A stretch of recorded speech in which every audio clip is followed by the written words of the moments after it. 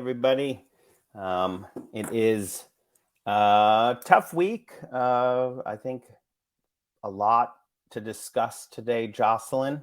Oh, look, we have the wrong chyrons. And you're on mute. I was saying we're interchangeable, Alex. That's true. Yeah, we are. That's exactly right. Well, I felt smarter for the whole time I had your chiron. So I was, now I'm back to me. Yeah, it's a big week. I think a lot happened. And, the president gave his State of the Union, which I thought was strong for Biden.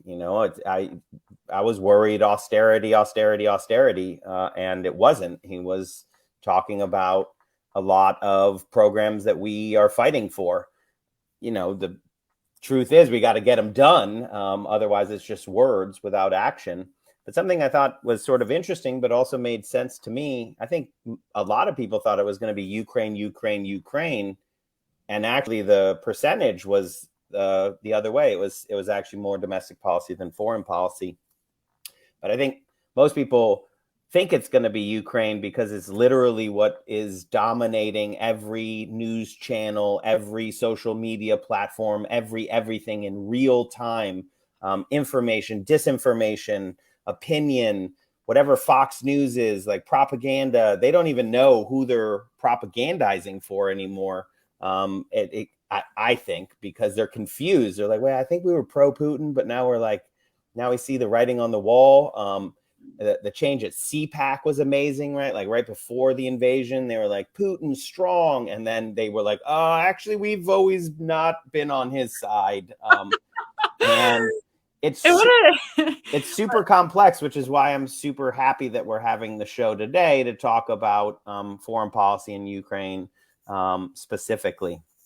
Well, and that's why I was so excited Stephen had time to be on today, because he was the first person I thought of. It's like, okay, I'm an engaged citizen, but I'm not a foreign policy expert. And I think a lot of people on the left are incredibly confused about how do we advocate for peace when authoritarian is literally ripping from Hitler's playbook and invading peaceful sovereign states. So Stephen, thank you so much for being here. How are you doing this morning? Yeah, normally I would say I'm glad to be here, but I have to be honest that I'd rather not be here talking about this, because I think what we're seeing unfold in Ukraine is a human tragedy. It was an avoidable tragedy. It is one that we're only beginning to understand the ramifications of, as I'm sure we'll get into in the show today. But it's a very dark time. It's a very dark time for humanity, and it's a very dark time, first and foremost, obviously, for people in Ukraine. And so I would rather be talking about other things with you guys, but I am glad to be here with you today. Well, and I think, for people that are not Russophiles and or like enamored with the history of Central and Eastern Europe, like quick synopses, Putin believes that Ukraine is a part of Russia and has always been a part of Russia. And so this isn't like one of, a lot of people like to diminish foreign conflicts into like resource grabs sometimes, but sometimes there are other forces at play. I mean, Stephen, how would you explain the situation to people who are just now having this invade their media sphere? Yeah, I mean, I think we can talk about the complexities on the ground, the complexities of history, but I think we have to start with the simple basic fact that this conflict, this invasion, this war is an unprovoked act of military aggression by Russia, and in particular by Vladimir Putin and his regime.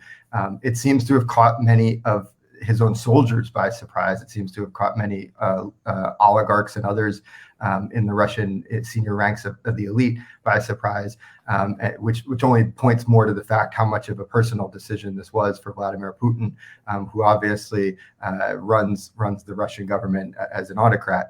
The reality here is that this was premeditated. It built up over several months. There has been some reporting that it's been in the works for as long as a year, but it's certainly, at least for the last several months, what you've heard from the Biden administration, and they deserve a lot of credit here. I think Joe Biden has done a tremendous job throughout this crisis. His administration has been strong, has been incredibly competent, has been trying to stay ahead of this one step every step of the way. And so what you heard from them over the last several months, and then culminating in the last several weeks, was direct warnings about what they were seeing, declassification of intelligence, real commentary about what they were seeing, and trying to stay ahead of it in the hopes that exposing the plans would avoid them. But I think one thing that was also lost is, we don't need to rely on the government. We're here in 2022. What you saw was TikTok videos of these troop movements. What you saw was open source intelligence that is widespread at this point, pointing out what we were seeing on the ground. There was levels above that the administration talked about, but you methodically saw the troops being put into place by Vladimir Putin, and for months and months before this invasion, this latest invasion, because obviously it connects back to recent history over the last 7 or 8 years in Ukraine. But you saw this being put into place, and then you saw the Russian president come out, give a speech in which he offered just a truly bizarre cavalcade of reasons, different from his own reasons he's been giving recently. And so I think, take with more than like a block of salt, not a grain of salt. Take with a block of salt everything you hear from Vladimir Putin. But nonetheless, you saw a clear decision by the president, by President Putin, to invade Ukraine and start the latest conflict that we're seeing. It's really, and I don't think we're going to get to the bottom of this. That's one of the things of foreign policy, is that it is super complex. And then that's one of the things of war, which is that everybody loses. I read enough history to just know that the whole problem is people think like, oh, well, there's a scenario where we win. You're like, no, it's everybody loses. It's mitigated loss. That's the best that you can hope for in a war. And the worst you can hope for is literally the destruction of the human race. So it's like, wow, we're in a pretty dark place here. And so I don't think we're going to solve it. But I do want to pose this question, because I think I, too, am not a foreign policy expert. I read a lot of foreign policy, though, or like news and global news. Vladimir Putin has invaded countries before. He's invaded Ukraine before. He took Crimea, which has a sub base there, and it actually could control access from the Black Sea, which is like, these are military concepts as old as, ancient Greece, ancient Rome. So that happened, there's been a war in the east of Ukraine for 8 years. Georgia is another, former Soviet country that was leaning west, and Vladimir Putin and the Russians invaded it. It was a war. And there's a lot of, like, Syria right now. There were times when American and Russian forces were actively fighting each other in Syria, right? So all of this global conflict is sort of background often, right? And then this happened, and I've never seen anything like it before. And I believe that Vladimir Putin did not think that this was going to happen, right? He did not think, he thought it would be much more like when he took Crimea, right? And really what happened was like sternly worded statements and stuff. But the Germans and Europe were like, but we get all our gas from Russia. And I think Germany especially, I mean, they have 70 years of non-military intervention, right? Like, they're still paying penance for the Nazis. And it's like deeply ingrained in their bones. It changed faster. This is 1 week into the invasion. I think 1 week was last night. Yesterday. Yeah, 1 week into the invasion of Ukraine by Russia. And I would say this is the most fundamental rewriting of foreign policy that we've seen in my lifetime, and possibly in longer. Germany just switched footings immediately, right? And I see Switzerland chose a side, right? Like the oligarchs in Ukraine, they're not allowed to send their children to school anymore. And right, like the magnitude of things. Why? Do you have any insight into like what caught it this time And I'll also say, I think part of it is the way that Joe Biden played it. I'm not giving him all the credit in the world, and there's no like credit in war. I do believe that like just showing the cards over and over and not saber rattling, but talking to the allies and not saying this is a European problem, but also saying this is a European problem that we'll stand with our allies. But this is a new thing right now. Am I overblowing that? No, look, I mean, I think we are in the middle of seeing history change. The world is going to look different from a geopolitical perspective in the years ahead than it did in the recent past. And I think the startling thing is we don't know what that means. We aren't fully we definitely don't know where this is all going in terms of on the battlefield. We also don't know where this is all going in terms of the political and geopolitical ramifications. So we're absolutely at a moment where history is turning. And this is how history tends to move. It tends to move in big spasms of change. Often those big spasms are obviously connected into longer trend lines. And you do see that here, obviously. Vladimir Putin is not new on the global stage. He's been in charge for decades. And he's been, as you alluded to, heading a foreign policy that has becoming more and more assertive over the last several years, whether that was in Georgia, whether that was in Syria. What's different about this, what feels different about this was there was an argument that was made in kind of hard national security spaces about the kind of security realities of those situations, the clear incentives, the Russian intervention in Syria. Syria is home to Russia's only naval base outside of its territorial area, and obviously the base in Crimea home again to a large Russian naval facility. These were very strategically important places. What you're seeing, yes, there's a history, there's a legacy, there's a notion of a kind of buffer zone that Germany wants, or that Russia wants, between itself and NATO. But the objective kind of thinking here was, this doesn't make any sense. And you saw that kind of across the board in political analysis that this just doesn't line up with an understanding of Russia's national interests or security interests. And so this caught a lot of people at surprise. But again, I think you're right to come back to President Biden. But President Biden deserves a tremendous amount of credit for the unity we're seeing on the international stage right now. Diplomacy is not, it is not the sexy news that drives cable news, right? It is hard, it is long, it is lots and lots of meetings at low-level government official, at high-level government officials, at the level of presidents and heads of state. And we saw all of that from this administration over the last several months. They have been engaged in robust diplomacy with European partners, with partners in Asia, with partners around the world, talking about what they saw coming. We're hearing now of intelligence, and we're hearing now from intelligence leaks about the conversations the U.S. had with China before this, trying to get the Chinese, who are obviously very close to the Russians, to talk the Russians out of this. And some speculation that at the time the Chinese didn't believe and thought the United States was being hyperbolic. And that connects back to our own legacy of some really, truly bad behavior that I think we'll probably turn to eventually in this conversation. But in this moment where you're seeing the world kind of come together, with some notable exceptions, and again, we can talk about that. But in this moment where you're seeing international unity, that didn't just happen. It was a combination of the horror of what we're seeing, the resilience of the Ukrainians and the resistance we're seeing from the Ukrainians, and its unbelievable inspiration to people, but also the hard diplomatic work that this administration has been doing. And, look, voters elected Joe Biden for his competence. That was one of the things you heard time and time again in the election. And I have not been a fan of every foreign policy administration or decision by this administration.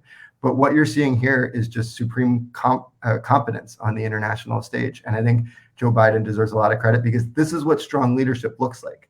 Look, in the United States, we're so used to this notion that leadership is like, yelling really loudly, or doing what, Marco Rubio does, where he pretends to be a general on Twitter and kind of tries to lead battlefield movements, or Lindsey Graham and the absolute, insanity we hear coming out of his mouth. But we have to remember, with the last president, like, you got that style of kind of what is called leadership in our media and so often in our commentary.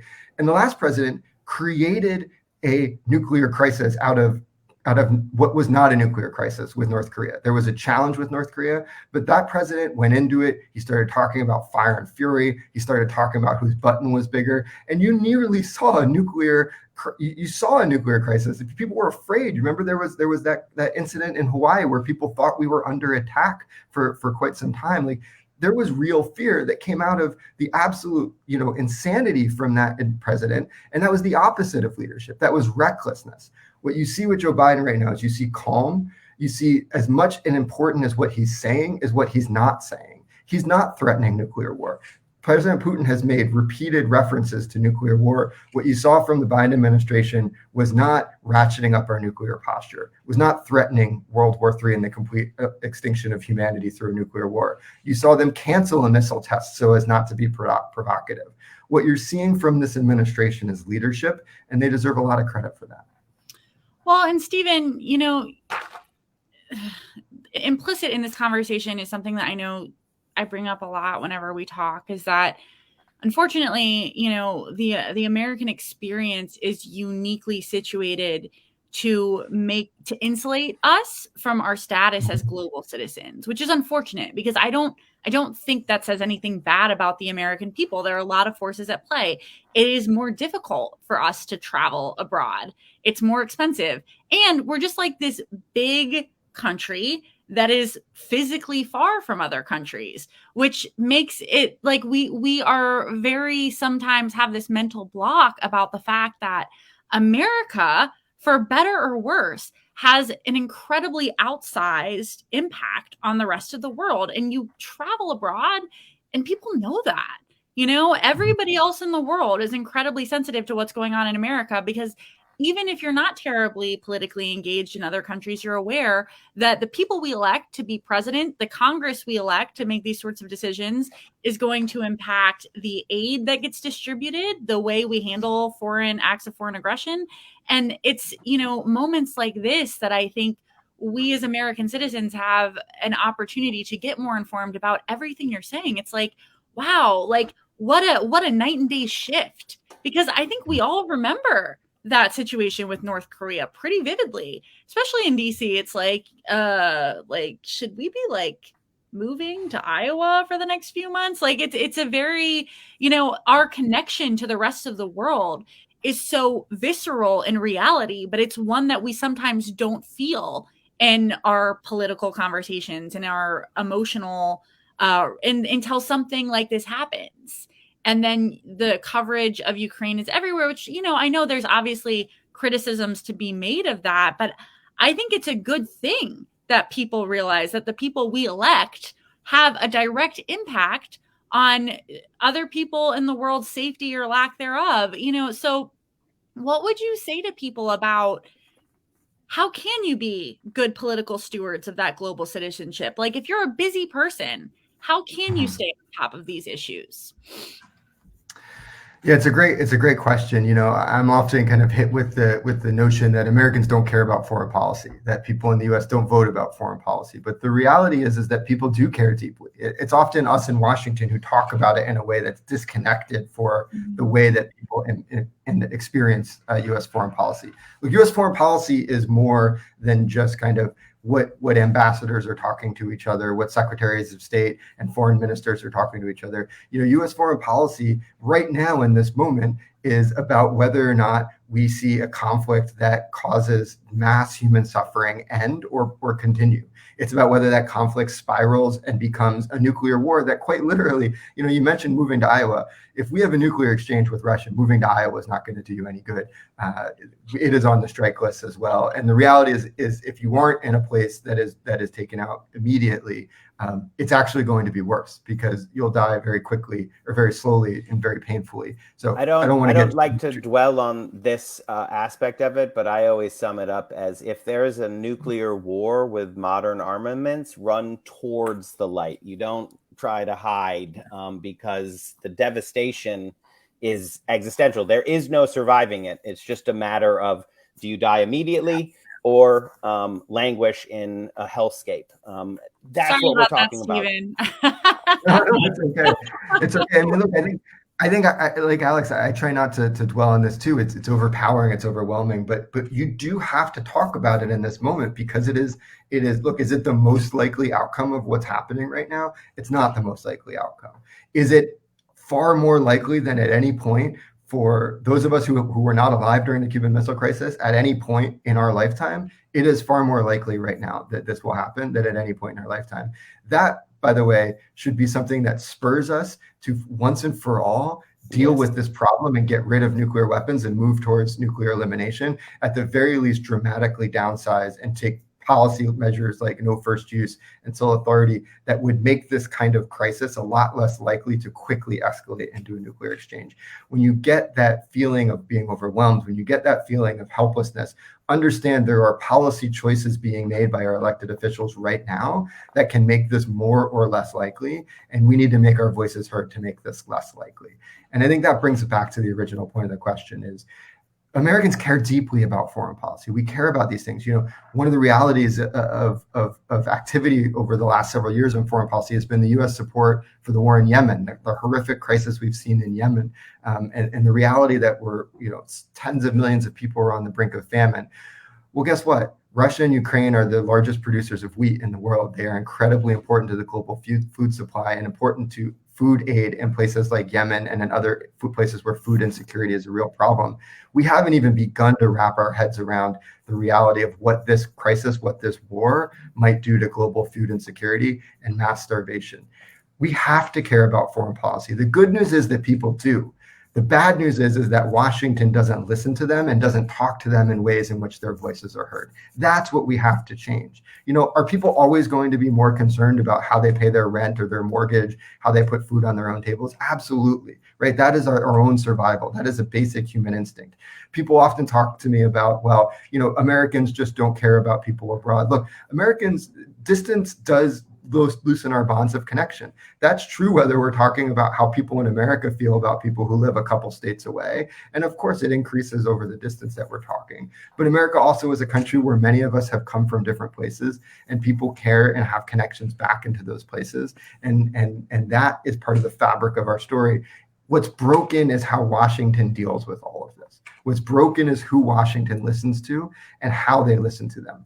The last thing I'll say on this is you've heard over the last couple of days from folks like Ilhan Omar, from folks like Alexandria Ocasio-Cortez, talking about refugees in this moment, talking about the experience of folks who know what it's like in Congresswoman Omar's case to be a refugee herself, and Congresswoman Ocasio-Cortez's case to know the immigrant experience. You hear these conversations, and they're just different than the way we're used to hearing them in Washington. We need voices like this in Congress, but importantly, we need to listen to voices like this. It's why representation matters, but it's also why tackling the realities of how we have these conversations in Washington matters so deeply. There's a lot there, Stephen. I have many notes. I don't know which way to go, but I think sort of the one there's a logical fallacy to quoque. And everyone can Google it. They want to see it. It's a fallacy, and we fall for it. Logical fallacies are tricks in our brain that make wrong things. They make the weaker argument seem stronger. What it comes to is like Russia invaded Ukraine and is bombing civilian targets. It's just all bad. And we're standing against that.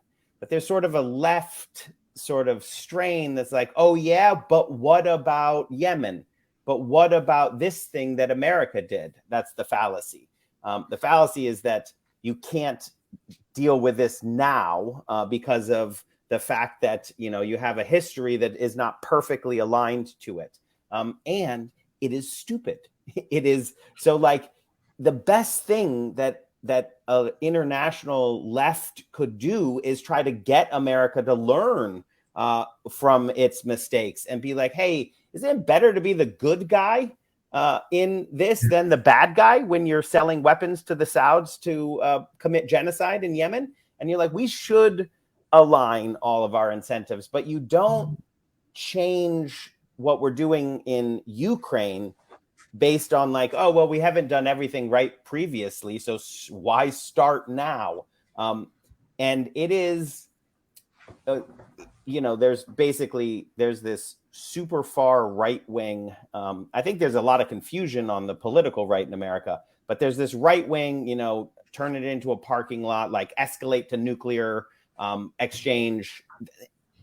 It is mind boggling to see how much like social media is on that. But I'll let you kind of take it on either side. The blaseness with which people talk. And you can maybe spell it out even more. But Ukraine is not a NATO country, so that's why NATO is not at war with Russia with the invasion of Ukraine. Now, if the tanks were to roll through to Poland or another NATO country, then Article 5 would be hit. I don't know what it's called, triggered. And then NATO, all the countries of NATO would be at war with Russia. And the likelihood of that turning into a thermonuclear exchange is way higher than a regional conflict in Ukraine. And like, I get that people might not know all of the particulars there, but like the calls for escalation are outrageous. And I see a lot on the far right wing that's sort of like nationalist chest thumping, but I see a lot in sort of the center, sort of like smarty pants or think they're smarty pants, establishmenty. And then, I say the tankies on the left just need to read more history and touch grass more. But here's my actual question. I've figured it out. For anyone who followed me there, but where is Biden's foreign? Because I'm like a critic of Democratic foreign policy, like pretty much 100% of the time. Foreign policy, like sometimes they're less bad than the Republican foreign policy, but establishment foreign policy is universally way too hawkish for me, right? Like we've talked about it previously with you about how they don't see foreign policy as sending doctors and med ships and right, like it's only guns and tanks and bombs. But this Joe Biden that we're seeing is coming from somewhere, and I actually don't really recognize where it is. I'm really thankful that it exists, but do you have any insight into like where is it coming from? Is this the Democratic establishment finding a sort of new thing? And the big one to me is the standing behind Germany and letting Germany figure it out on their own, that they needed to have a European stance. Yeah, it's a great question. I mean, there's a lot in there. Some of those things, those were other good areas to come back to, Alex. But I think in terms of the specific question, where's Joe Biden? Look, I mean, I think what we're seeing is a fairly realistic president in terms of understanding the limits of U.S. foreign policy, working with allies. We've seen this kind of play out in a couple different ways during this presidency. Sometimes it's been and I think the other thing is Joe Biden is not a radical, and I don't think that's a surprise to anyone. But Joe Biden has a long history, not just in the political arena, but in specifically the foreign policy political arena. And importantly, in this moment, his senior advisors are folks who have been close to him for a very long time. So the administration is much more capable of moving as a force of kind of one and in a direction set by the presidency than, if you think back to the early days of the Obama administration, where you had George W. Bush's defense secretary and you had Barack Obama's largest, biggest political rival, Hillary Clinton at the State Department. There was a lot of kind of internal challenge in that administration about which way it wanted to go. It wasn't really Barack Obama's foreign policy for quite some time, until much later in his second term. And you began to see that with things like the Iran nuclear deal. You began to see his vision of how you engage in the world and begin to take over his administration more. So with Joe Biden, you see a lot more of Joe Biden throughout his administration. And there's some ways that's a challenge, and there's some ways that I think that's worked and been beneficial. Obviously we've talked before about Afghanistan. That was Joe Biden, the guy who had been vice president, who had seen the generals lie to him about, if we just had a few more troops, if we just had a few more years, understanding that war was lost, understanding that die was cast. You saw that in that decision. What you see here is Joe Biden, the seasoned foreign policy hand, who understands the realities of why you need to avoid a nuclear escalation, why you need to avoid the kind of conflict you were talking about between NATO and Russia. Look, there's a reason Russia, and before that Soviet and US troops, have not fought each other directly during the nuclear age. It leads, as we talked about earlier, it can lead to human extinction. It is not something to be trifled with.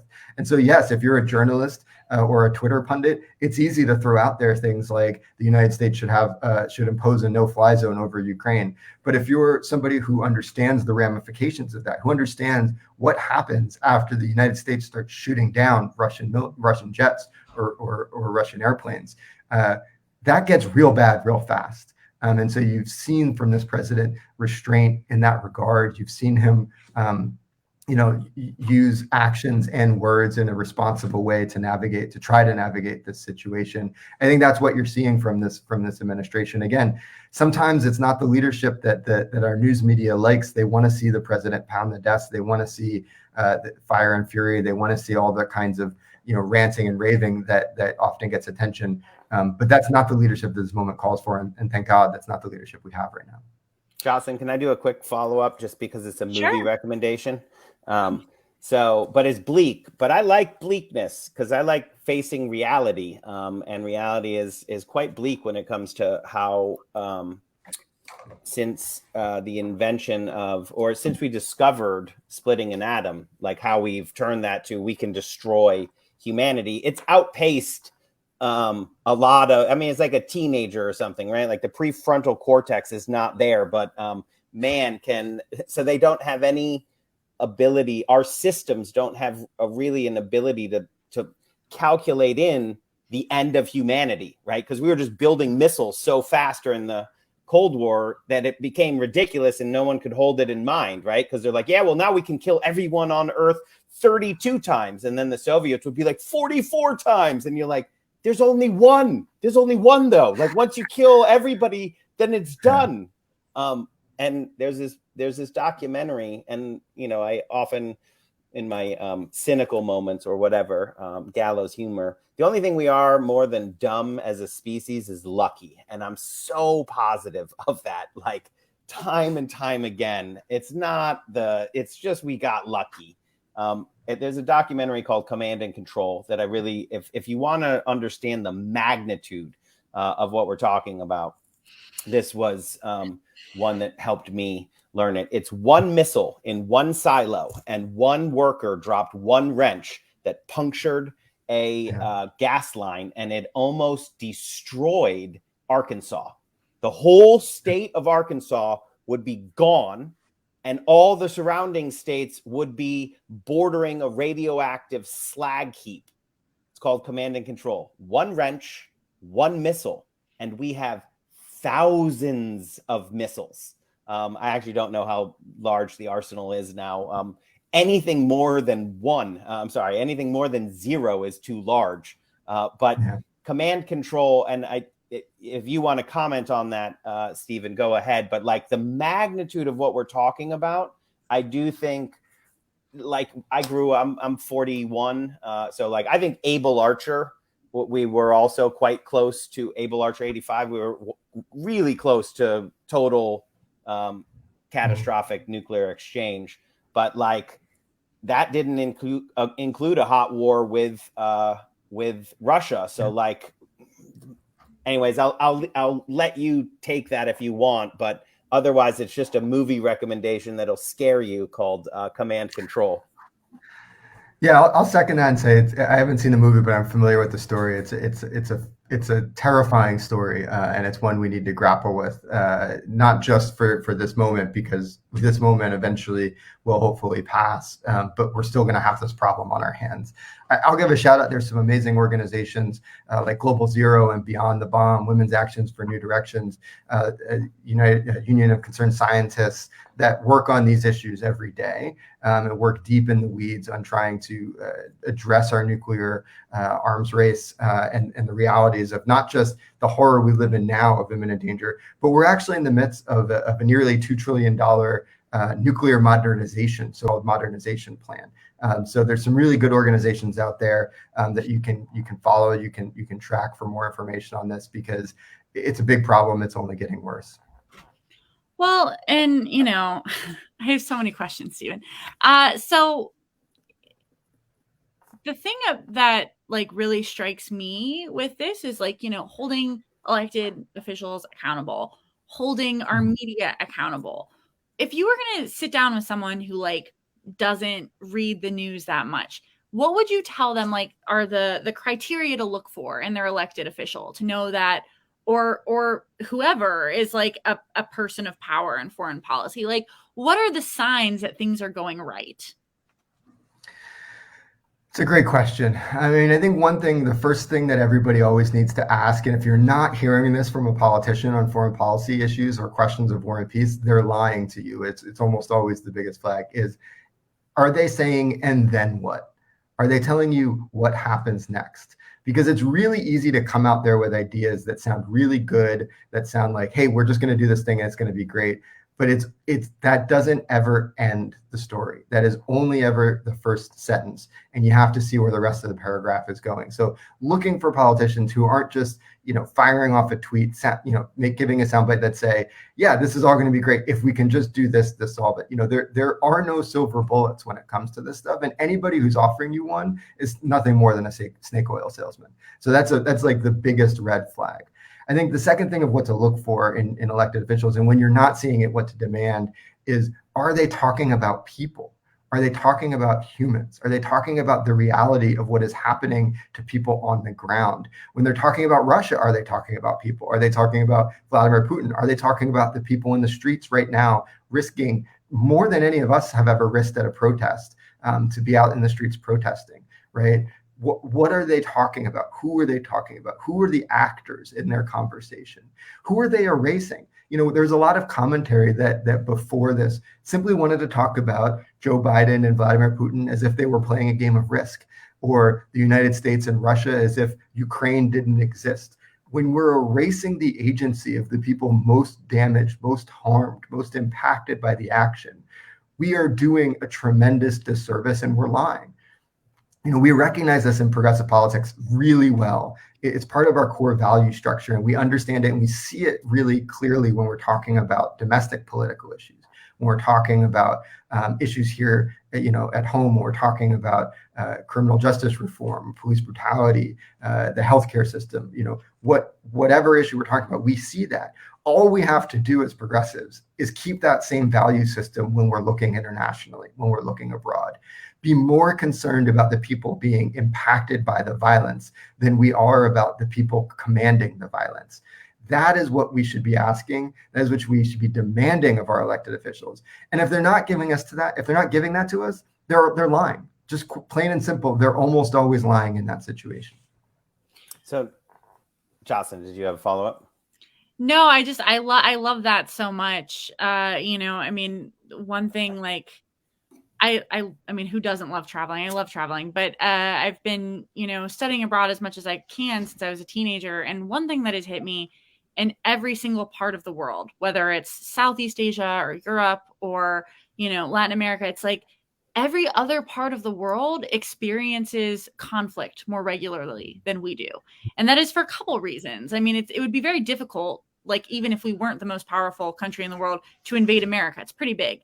But, there's also just the privilege of having so much military and economic power that I love everything you're saying, Stephen, because you feel it in the psyches and in the history of people who within a couple generations have experienced some major form of conflict. And in the case of India, it's like, I studied abroad in India. It's like there's still lots of conflict going on that'll just pop up and would change our travel plans. Like, oh, sorry, people are like, in a state of conflict right now, we got to make a detour. And it's that impacts people, and people have, as a result, a lot more humility and a lot more nuance around the fact that, like, yeah, you don't just like fire off some guns and it fixes things. Like, every single thing leaves a trace. So sure, Putin's a bad guy. I don't think anybody is coming out hard against that hot take, but it's far more complex when you realize that most Russians are against this war. I have Russian friends who've been DMing me like, yeah, we're not, like, people are protesting. People are risking 15 years in prison to protest. And that's something, like, to think about. A pet peeve of mine is that when we talk about foreign policy, it's like Russia this, Russia that. It's like, yeah, it's a pretty big country. We're identifying one country with an authoritarian leader and wiping away, as you said, like the countless of human people who are either being exploited by a dictator or a bad regime, or like will be impacted by an act of violence we take, who aren't complicit in that. And yeah, it's a really difficult thing to I think. don't want to do a fact check, but I will, because I don't think we have any indication of how much support Vladimir Putin has by the Russian people. I think that we have our own conceptions of it, and then we have faulty poll numbers. But the fact is, Vladimir Putin has run Russia for, was it 40 years, the 90s, whatever. He was the savior from the anarchy of 22. Yeah, linear time and my brain don't go well together. So I hope the hope to ending this is actually that the majority of Russians actually throw Putin overboard and are like, no, we liked the time when we could go and enjoy what, universities and business, and I could travel to Sweden. Now, pariah state, and that's new for a lot. But I would not make it as much of a statement right now, because there's too much unknown as to what the majority of the people of Russia feel about this or don't. Yeah, I think it's a fair point, Alex. I think the reality is we don't know, and again, this is where this moment in time is not disconnected from the years that we've seen up to it. And so, there is almost no independent media left in Russia, for example. And the last few vestiges of it are almost all closing as we speak. The last major independent television station, the last major newspapers are all under immense threat right now. And so maybe closing. We obviously, there's been a lot of talk in this country about, leaders of political opposition like Alexei Navalny, who have been either jailed or attempted to be murdered or killed. We know about some of the political repression we've seen, but there is also evidence, and there has been evidence of tremendous support and political, popular support for Vladimir Putin. As Alex said, kind of the challenges of Russia in the 90s. He was seen as kind of pulling Russia out of that and bringing a period of stability. Not uncommon for strongmen leaders to have political support. One of the more interesting things we're seeing in this moment, and we do have some good, I think, reporting and journalism on this, is we are seeing evidence. And again, we don't want to get ahead of it, but we're seeing evidence of some generational divide in Russia. And I think this gets to a good conversation for a media program like this. There's some evidence that younger Russians who are primarily getting their news from digital sources, from online, they aren't sitting at home watching state TV. They're having a very different view of this conflict than their parents. And there's some gut-wrenching stories about families breaking apart over this. And I think there is a reality that shouldn't surprise us, though. What strikes me is like, how many people have you talked to whose parents have fallen down the Fox News rabbit hole, right, who live in a completely different ecosystem of information than them, who are now in diametrically opposed political viewpoints? So we can remember, again, what we're dealing with humans, and some of the same media fundamentals, some of the same issues that we're having with our own autocracy, with our own aspiring autocrats, with our own oligarchs, are applicable when we're thinking about Russia as well.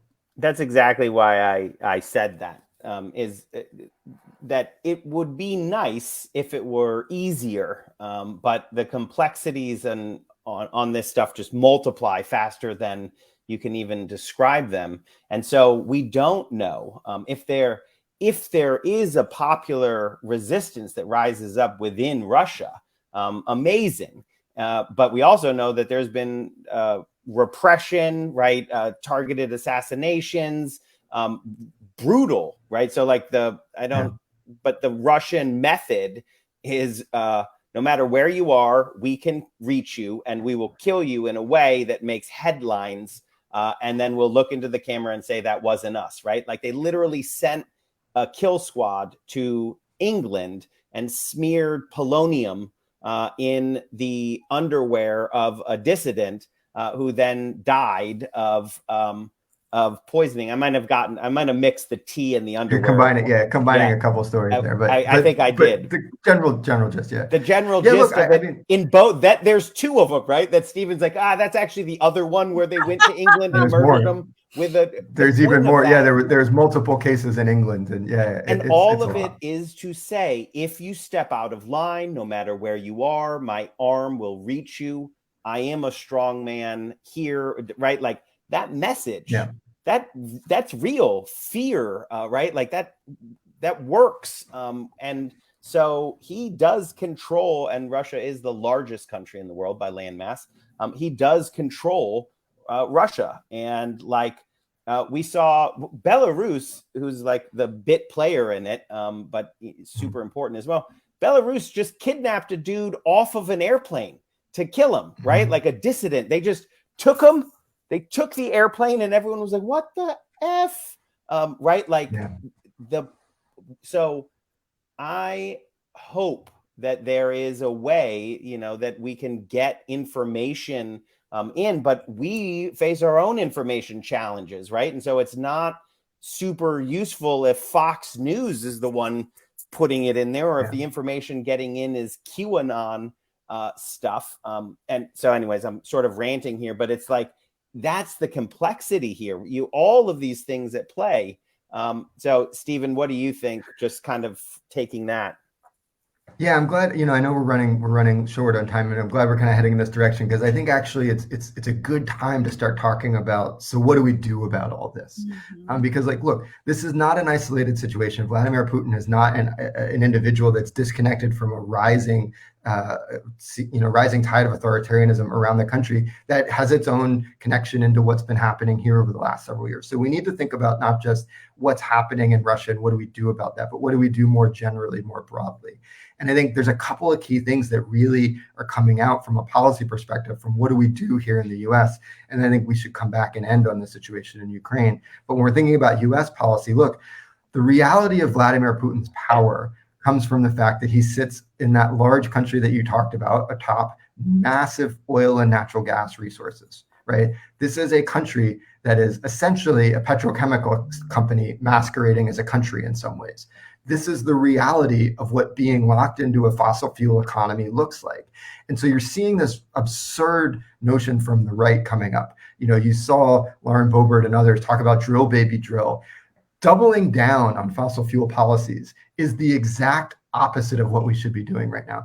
Doubling down on fossil fuel economy and a fossil fuel energy system only will serve to empower Vladimir Putin more. It will only serve to empower the large fossil fuel companies who have largely, up until very recently, worked very closely with the Russians. And guess what? If they can, they'll be back in there. Until days ago, ExxonMobil was lobbying to try to get sanctions relieved off of Russia so they could get back into the oil and gas business there. The way out of this is to get off of a fossil fuel energy system. The way out of this is accelerating our decarbonization of the economy, or decarbonization of our energy supplies. That is the only way out of this. And until we do that, we're going to see people like Vladimir Putin, people like Mohammed bin Salman in Saudi Arabia, other leaders who are sitting atop these energy reserves, have tremendous power and have a really difficult time holding them accountable because they hold the global economy hostage. And so the way forward here cannot be to lock ourselves further into the very system that is empowering people like Vladimir Putin. It has to be breaking ourselves free and breaking the world free of that system. That's why people should be out there right now talking about the need for a green energy revolution as part of the way out of this. But there's another policy area we could talk about. We've talked a lot about oligarchs, and there's been a lot of really people very excited about seizing some yachts and talking about targeted sanctions on the oligarchs. But the reality that we have to deal with is that Russian oligarchs use the same system our own oligarchs use to hide their money.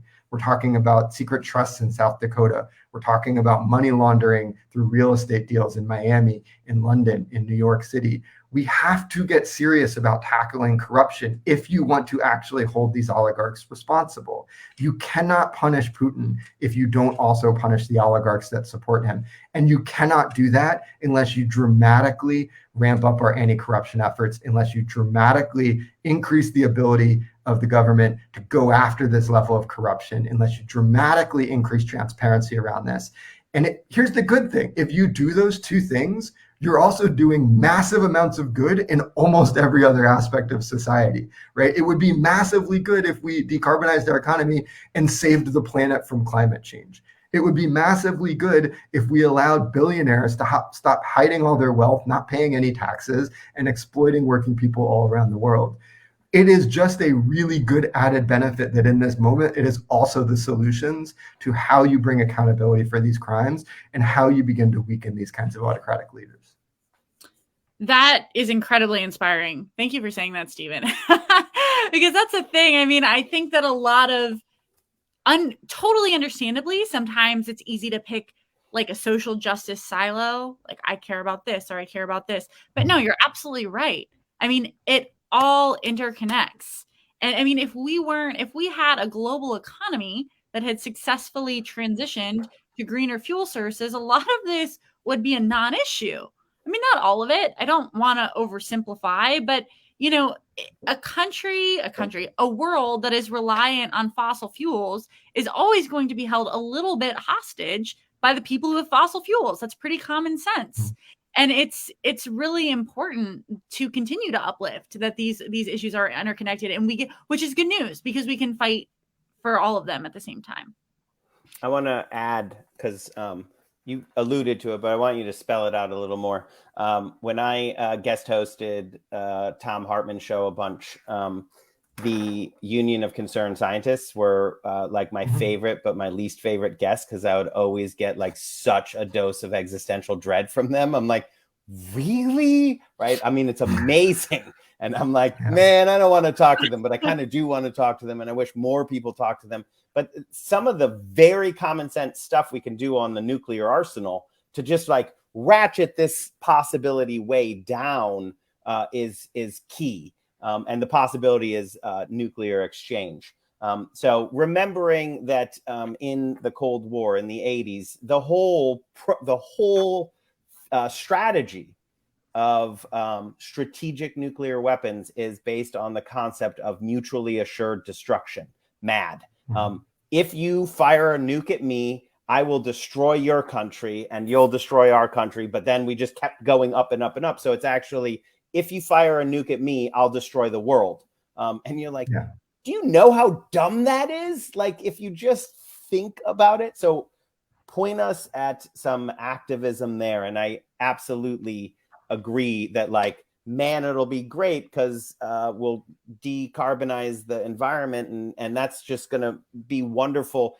And sort of a small, like all the murderous autocrats, because, and maybe I'll spend a second on this because you didn't, oil is actually a problem for them too. It locks their economies into something that only works in like an autocratic, despotic way. There's no innovation in a petrostate.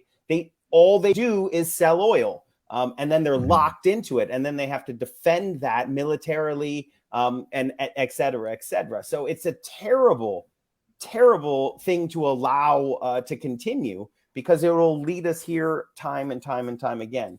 But specifically on what I think does maybe younger folks, this is the first time they've ever felt that fear on nuclear weapons. Where can they engage to sort of feel some power at fighting against that?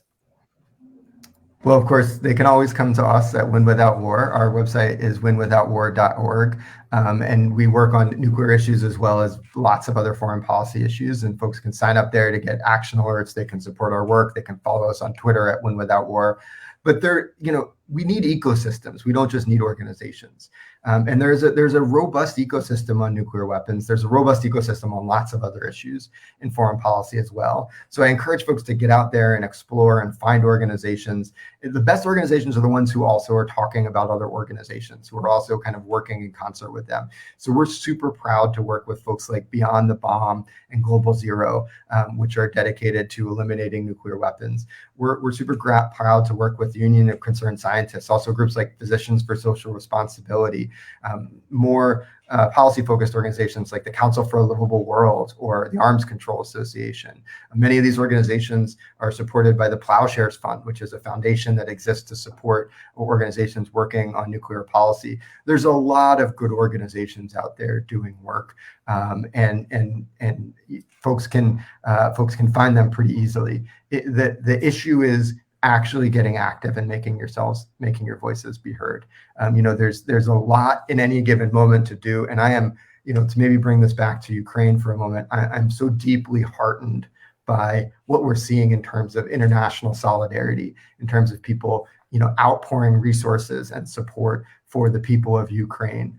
And we need more of that. And I think there has been some rightful and very well-deserved criticism of some of the racism and some of the white supremacy that we've seen from news anchors and others talking about why people are doing this for Ukrainians when they didn't for Syrians or Yemenis or what's happening in Ethiopia right now.